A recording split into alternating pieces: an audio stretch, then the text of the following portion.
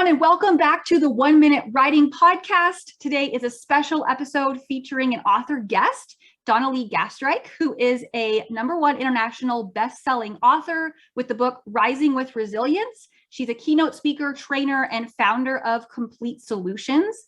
Donalee, thank you so much for joining me. It's such an honor to have you on the podcast. It's great to be here. Thank you for having me. Yeah, absolutely. So just to get us started, will you share a little bit about your background and your expertise? I think I've been one of those people who's been amazingly fascinated by human behavior, so much so that it's been a driving force in my life, trying to figure it out, trying to figure out what makes me tick, what makes other people tick. And no, I'm not trying to figure out you right now. My main journey has really been self-awareness of who I am, who I'm here to become, what this life's all about, and trying to give some meaning and purpose to all that I do.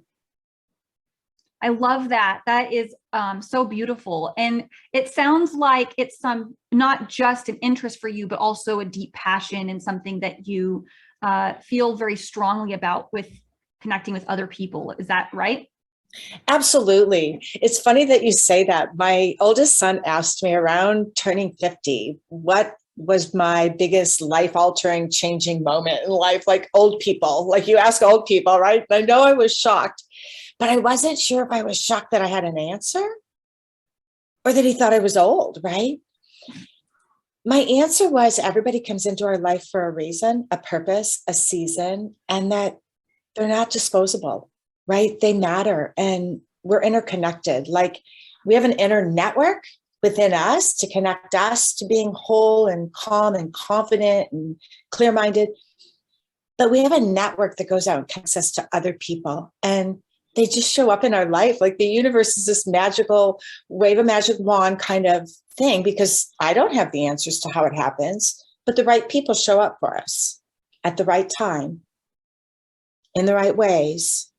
And they have gifts to bring us. And that was my message to my son back then. And as a mom of 3 small boys, I certainly had to pick and choose who I was going to let into my circle. I was busy. I was a single mom. I was a career woman. I had a lot going on. And they either had kids that played sports like my kids did, or went to the same school or lived nearby. And if they didn't, and I wasn't able to sell print products or promotional products to them, or it wasn't business related or family or home, I didn't know how I was going to fit them in.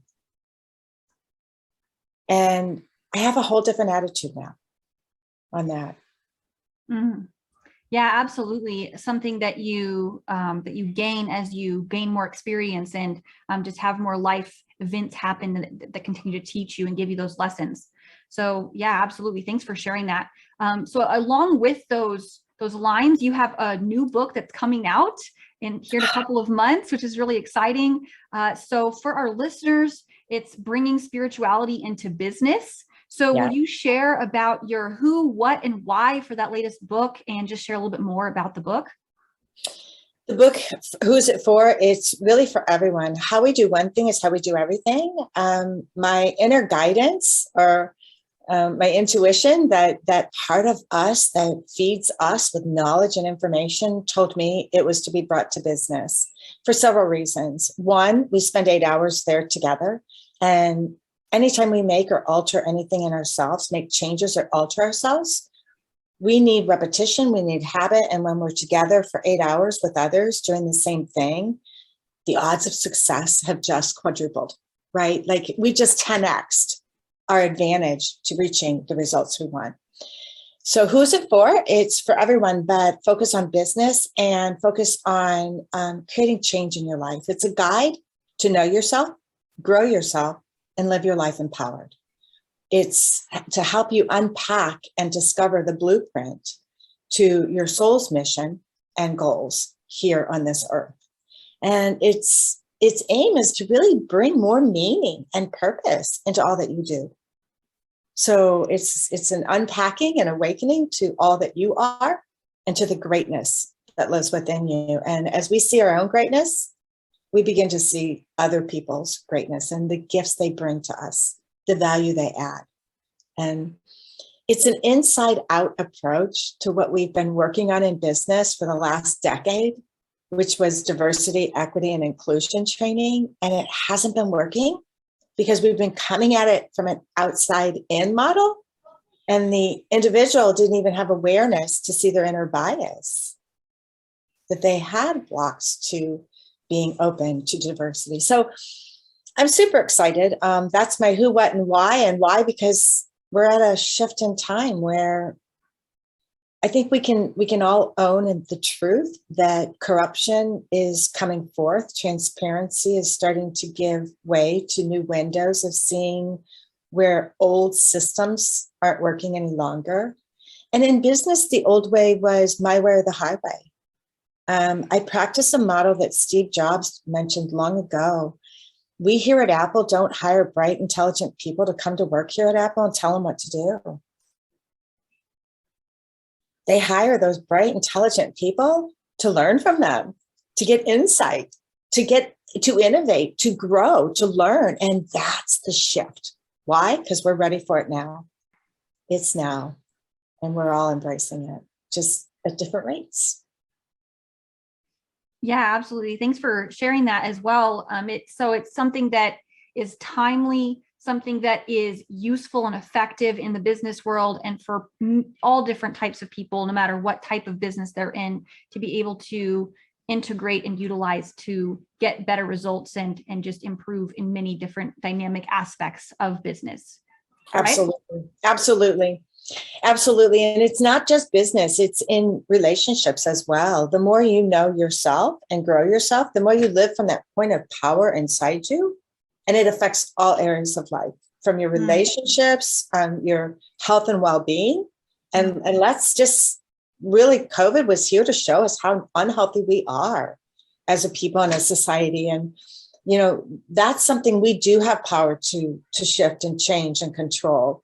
But also our career. Most people find, and blame their career for their stress. And it's how we respond. You could put the same person in that position and they handle it much differently. So, stress is an inside out job. It's the meaning that we're giving to the directive that's come down or the feelings that come over us. And we're all susceptible to it. It's part of being in a human experience. Yeah, absolutely. And I completely agree. I think that the fact that we do spend so much time working, it does affect the rest of our life, our personal life and our creativity and our sense of inspiration. And it's important to do something that you find meaningful and valuable and not just something that is, mundane every day or that it's just slowly killing you through stress. Right. Absolutely. Yeah. Yes. Yeah, absolutely. So with your experience in writing this book and then also with the other book, the Rising with Resilience, you've had a lot of experience in the writing and publishing world. And so what would be your top 1 to 3 pieces of advice for aspiring authors who are ready to start pursuing that dream as well, but maybe are struggling with blocks or fears around the process, or even just their own past struggles in trying to do this in the past? Great question. And a powerful one, because if you don't align yourself up front in the beginning, the whole task, the whole project, the whole work in progress is hard and laborsome. For me, I had to make it fun. Making it fun was number one. And I had to craft an outline in my head of what it looked like. I happen to be one of those people that loves a certain degree of certainty, but I love a little variety, right? And I probably would tell you I love variety more than certainty, but I'd be lying if I didn't tell you I needed a certain degree of certainty to make things happen. And I think that's true for all human nature, right? We're creatures of habit and we do want some certainty. So I think laying out an outline of what it looks like to you, if it's going to be fun, if you're going to be productive, how many hours a day or a week are you going to be putting into this? And when do you want to have it done? That outline gives you an overall comfort of what it feels like then to start leaning into it. And for me, it was about really committing to the project, putting a stake in the ground. The time is now. I and really aligning with those energies inside. I feel like for me, it comes from within, like an inspiration, right? Where I'm inspired now, knowing with certainty, now's the right timing. Why? I've got the message. Two, it feels good. It feels right. Like all these little things are lining up for me around me saying, yes, yes, yes, yes, yes. And validating that, really coming to terms with it. I feel like that's really honoring that part of you that's trying to come forth. And anytime we're creating something new, we're stepping into a new identity. It's not there yet. So the more we can validate it behind the scenes and know why we're doing it, what's our purpose in it, what's the message in it, what do we hope to gain from it, what do we hope to deliver from it, because it's not all about a personal gain. And what I realized in my writing, it wasn't about me at all. I came to greater awareness that my whole life purpose and mission is about other people. It's not self-centered. It's not about me. And my whole first half of life, I was all trying to figure out me and what I wanted and write all of these things. And now I'm realizing in my second chapter of life, it's completely different. It's about service. It's about my contribution in this lifetime. It's about what I can do for others and how I can give or share the knowledge and information that has aided me along my journey. Yeah, absolutely. And that's very beautifully stated for just the journey and the growth and the understanding that you gain just by even going through that process. I think many writers often do struggle because before there's kind of that what should I expect, right? It's an unknown, it's a journey, but then through that journey, there's so much healing and growth and learning and understanding that is a beautiful part of that process. So absolutely. And thank you for sharing that for yourself as well. Yeah, I think the biggest thing that just hit me hard from what you just said is the whole process grows the writer. Mm-hmm. It's a like, I knew it was going to grow me. Like anything that you do that makes you step outside your comfort zone grows you, right? Like, so I knew with certainty that writing this book was going to grow me, right? Just living into the commitment. And for me, I headed out to the coffee shop several mornings a week. And I wrote until my laptop went dead. I didn't bring my battery pack. I just wrote till my battery went dead. And that was usually a couple hours. And then I'd head back home and start work. But by the time I got home, wow, I felt accomplished. I felt energized. I felt right. All those aims of what I was hoping to achieve and grow into were coming so quick, so fast, so furious. There was a part where you kind of had to pull back and integrate and breathe into, wow, this is happening and it's happening fast. And I feel like I'm becoming it before I'm ever it, right? So for me, it really was outlining it. That outline helps me so dramatically. I put the main topic in the middle of a page, and then I let ideas populate around that main idea, kind of like you're sitting at the dinner table and your topic's in the middle and you keep changing chairs all around the table, right? How does it look from this viewpoint? What do I see from here?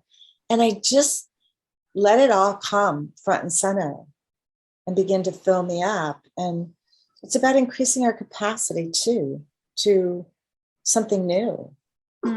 Because in the beginning, that wasn't there. And we didn't even have the capacity for what it could look like. But the growth is huge. And it really is not about, I feel like it's more about who you become in the process and all that you've grown and learned, more so than a title.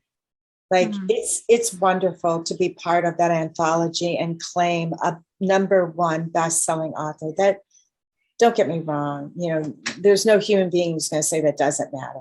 If you've written any literary arts or works, or I don't care if it's art, music, writing, it doesn't matter. Best-selling anything matters, to be recognized, to be seen out there in the world is part of this journey, but it doesn't change who you are, right? it doesn't change your personality. It doesn't change how you talk to people. It doesn't make us better than others, right? Like, we're still the same person we were, just with another, I want to say, bragging rights, because there's a lot of, and this is no pun intended, there's a lot of birthing that goes into the process of crafting and creating a literary work of art, right? And you're with that book in the creation mode for quite some time. And everybody's time is different.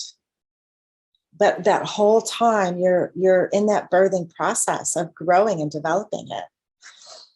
It's a beautiful experience, but spot on that there's a lot. Yeah. So thank you so much for sharing about the growth and the healing process. And I love what you said about who you become as a writer through the process of just the whole book, and through that journey. And I think that that's such a good thing to note, because it can be a scary journey. And I think that so many writers, as they go through that process, healing and growing is not easy, right? It can be ugly at times, right? We confront things within ourselves that we didn't know were there, or we end up realizing, oh, wow, there's so much more to this than I ever thought at the very beginning, when I just had this idea in my head, right? Yeah. And so through that process, it's beautiful and it's challenging, and it forces you to really just, like you said, it's who you become through that process. And I think that is infinitely valuable. And I truly believe that, especially with the first book or the first work that you accomplish, it's kind of like a gateway. It's like a door opens up for a whole new world that you never knew existed, right, before you advanced into that journey. So yeah. So along with that line of thought, as writers are going through this journey and they're going through this growth process, it can be hard to stay on track and to stay motivated. It can be easy to face those struggles and put it off for a time, or just get stuck and let themselves stay stuck. So what would be your advice for how to push past that and to stay motivated and to ultimately accomplish their goals as an author? I'm a firm believer in one thing, that in the human experience, we need other people, and we need to surround ourselves with a circle of support. I don't know what that looks like for everyone, but we need a circle of support, that those people, those cheerleaders, those rah-rahs, those ones that aren't going to let us wallow in our storytelling, right? Whether that's a coach, whether it's a mentor, whether it's a group you belong to, it's different for everybody. But if you've never worked with a coach before, you're missing out. I have enrolled many a coach. I've been a coach, and I run circles of support. And I know the value in all of it. We get caught up in our storytelling, right? Like, our brain starts to replay a loop of the negativity that I can't, or it's too much, or I don't know, or right. And before you know it, you're procrastinating. You haven't written in days. Days turns into weeks, into months. And at some point, you got to ask yourself, the real investing in yourself, I don't think is college. I say that because I don't have a college degree, right? But my kids have college degrees. I made mandatory. They were a generation where that changed. But the real investment in themselves wasn't their college degree. I'm sorry. It was the inner work we do. And to me, having that aid of a mentor or a coach or someone beside you that's always helping you shine I call it a loving light of awareness on your shadows and your, those darker aspects of you that you unconsciously don't own, because you don't want to own that they're even part of you. But the energy's there, or it wouldn't keep rising up, and you wouldn't have to keep shoving it down, right? And you got to deal with it. You got to deal with it. And to me, that's where a coach helps you, keeping you back on track, back in, right? For me, in this journey, I had worked myself into being my best coach. Out of all the years of coaching and being coached, and don't get me wrong, I still have a business coach, but I didn't have a book coach. And it was mostly because I was listening to my inner guidance. And I didn't want anything to interfere with that. This book came through me. It wasn't me having to write it. So all I was doing was crafting the space and the time to be open and be the vessel for, okay, now here's the topic of today. This is the chapter we're working on. Let the words flow. And there was no coach necessary for that. That was just me parking my ass there to let this happen. And then putting it all together was a whole different story.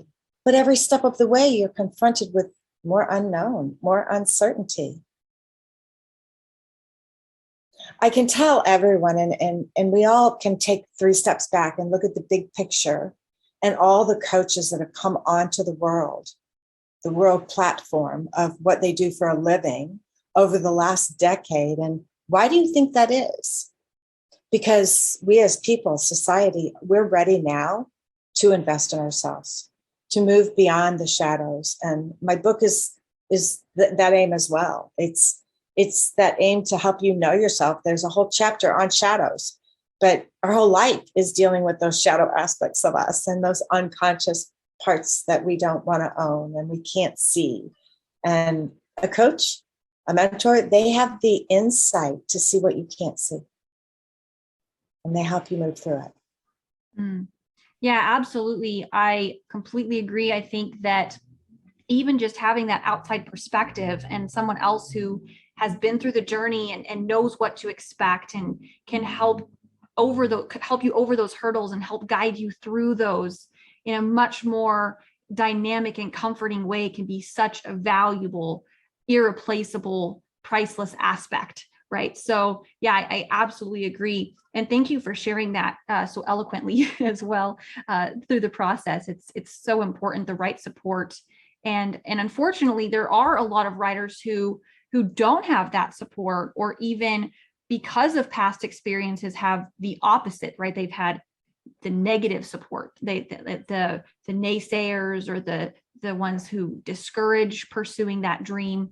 So getting the right support can help remedy that and really help them feel like, okay, I have people that believe in me and this is possible, and just see it with fresh eyes as opposed to that kind of negative voice from the past. Right. Yeah, I love that you shared that, because we all have well-intentional family and friends that mean well, right?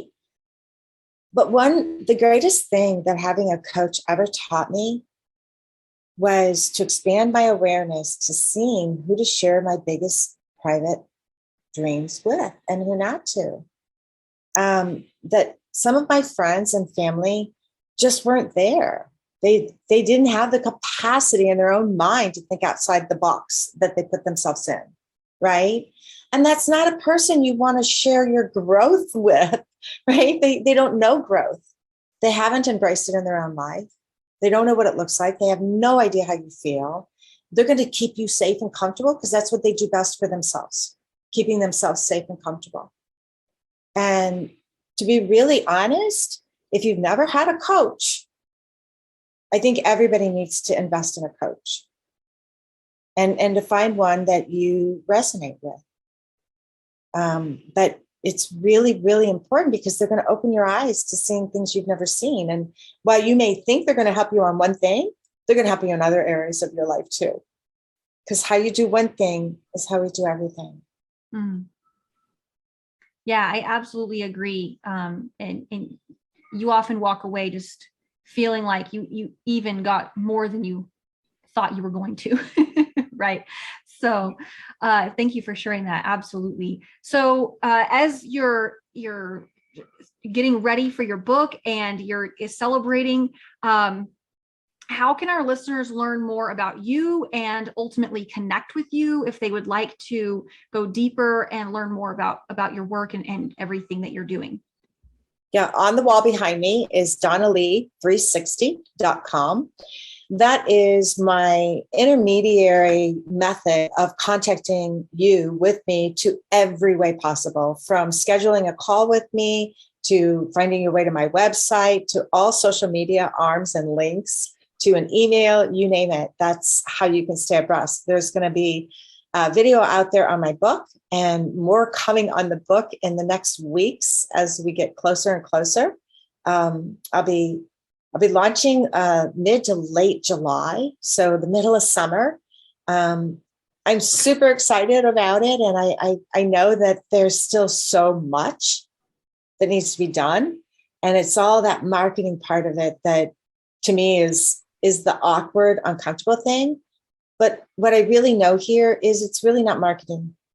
It's sharing the message and the impact of why I wrote it, and really to give yourself the gift of investing in you for the cost of a book versus a college degree that can help you see more about yourself, to know yourself, grow yourself, and live your life from an empowered advantage point. You're right, that's priceless. That's priceless. But in the book, I tell people you need a circle of support. Don't try to go through this book alone. You need a circle of support.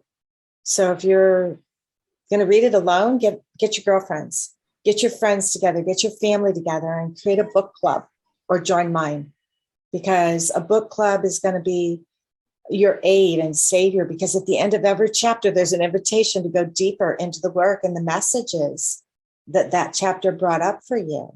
And we work it week by week going through it. It's not just read and be done and close it. It's like a workbook and a manual to literally know yourself and grow yourself to be empowered.